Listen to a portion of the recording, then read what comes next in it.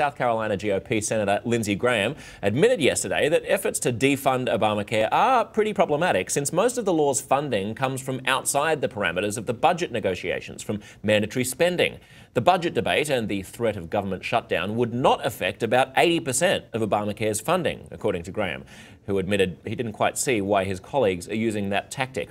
Zach, is this a little bit of a climb down from a prominent Republican?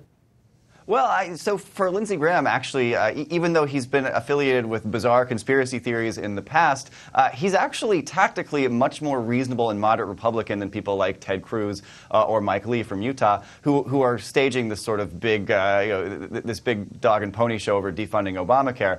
He's actually pushed back against them quite a bit and finds himself really risking a primary in his next election from the hardline, right wing of the GOP. Even though on most issues of matters of policy, Lindsey Graham tends to agree with the hardline right of the GOP. It's just on how to go about achieving these goals. And here, he thinks that the Ted Cruz, Mike Lee position is really stupid because it won't work. You can't defund Obamacare by insisting you won't fund it. 80% of the funding comes from stuff Congress doesn't have control over.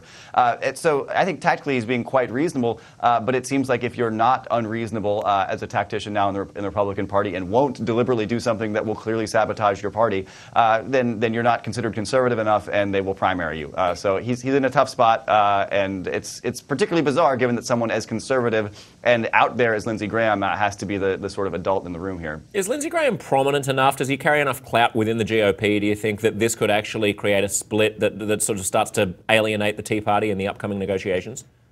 I think the Senate is not really the source of most of the real crazy here on the defund Obamacare stuff. I think a lot of people in the House are looking at Ted Cruz and at Rand Paul and Mike Lee and saying, wow, we really look up to those Tea Party senators, and they're saying that this is credible and they're in the Senate, so let's go ahead and do this. But I don't think many people in the Senate GOP leadership really want to do this. They think walking into a government shutdown is a really bad idea. They know they'll get blamed for it. They saw it happen in the 1990s. And I think basically everybody inside the Beltway is saying, why is the GOP doing this? So I don't think, Lindsey Graham's position as an elder statesman, I think that does exist to some extent. But I think the House GOP just doesn't listen to anybody anymore. They live in their sort of own little world of ultra-conservative media where people tell them this is a good idea, and they think anybody who's not living in that world is impure and a sellout, and so they don't want to. And as you say, on an individual basis, it makes a lot of sense. If someone like Lindsey Graham risks getting primaried, then the